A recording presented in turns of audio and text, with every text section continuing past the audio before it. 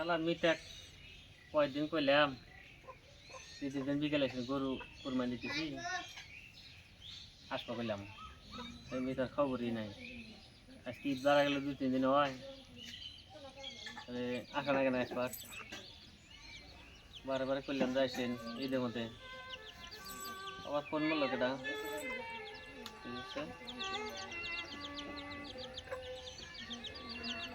শালা মিটাই ফোন মারতে দেখি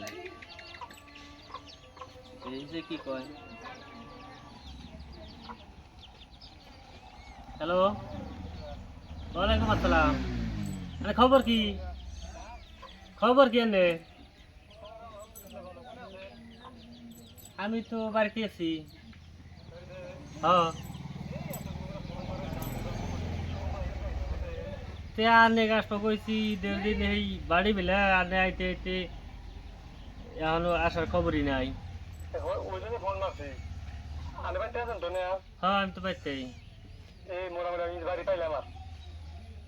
আনে কইছে যে দেড়দিন বিকালে আইসেন গরু কুরবানি দেবো তাহলে মিটিনে খাতে করে নিয়ে দুজনে আইসেন তাহলে এখনো আইসাই হারলেন না নে আসতেছেন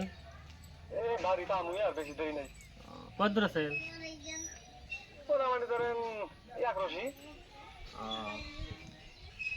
কব আইসেন তাহলে রায় দিই না আচ্ছা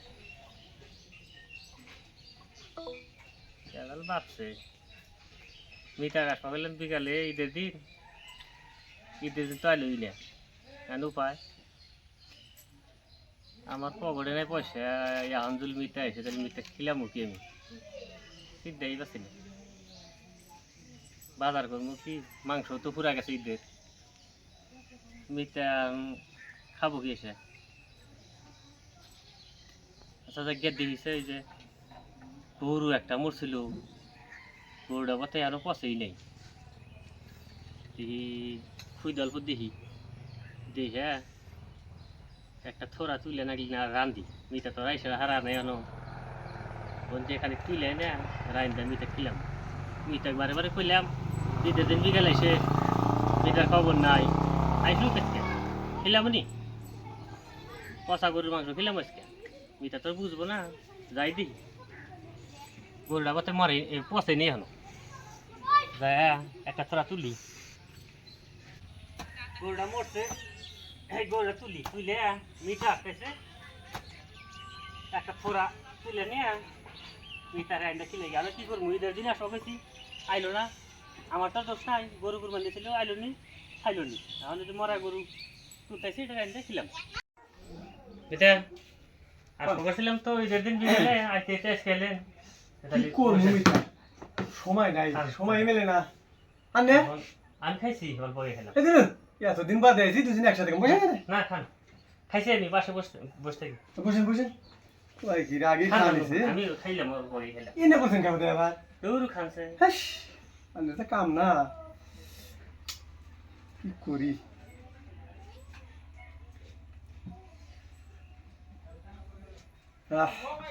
আমি অল্প খেলাম অল্প গেছেন মাংস হয় একটা না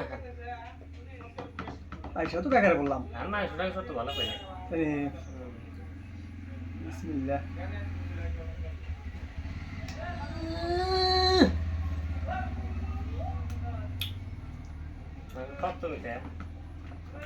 ঠিক আছে ও নরম মাংস টেস্ট নাই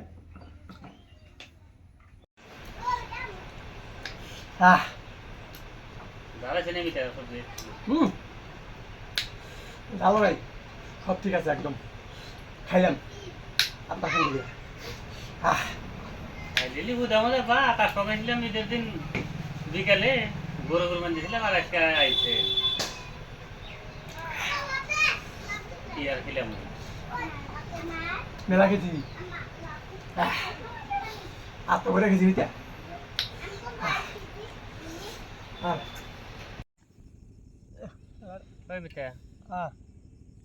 আমি কি ঈদের দিন আসবা গেছিলাম ঈদের দিন আইলেন না কে আর কই না মিটা কামের শুধুনে সময় মিলা নারি না আপনি কনসে কিন্তু আমার মনে তো চাই যে আমি আনন্দ করে যাই কিন্তু কামে হারায় মিটা আজকে আন্ডার বগুলা আসার একটাই উদ্দেশ্য, সময় পেয়েছি বলে আমি এই গাফেই যাই। মিতাও মানে বহুদিন ধরে ফোন করতেছে, ওই জন্য আইছি মিতা, খালি আন্নের মান সম্মানের খাতিরে। আনে বারে বারে কইছি যে ঈদের মধ্যে গরু কুরবান দিব, আইসেন।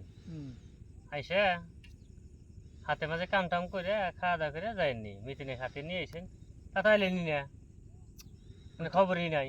ওই তো কইলামই আন্নে, কমসে কম তো একটা ফোন করে না কে।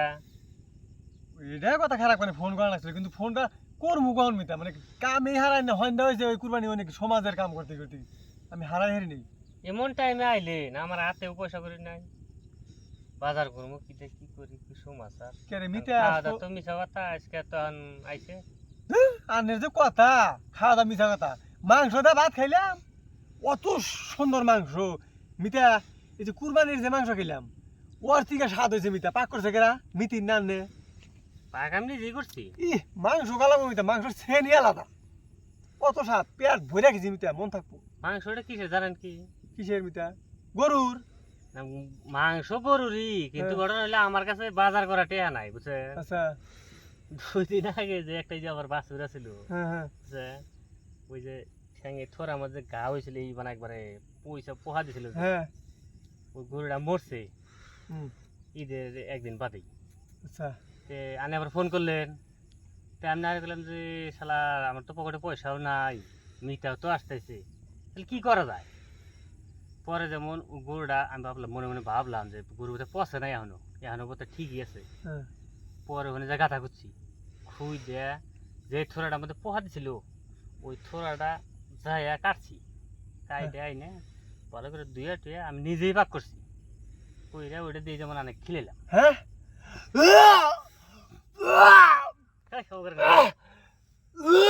মিতা, ওই গরু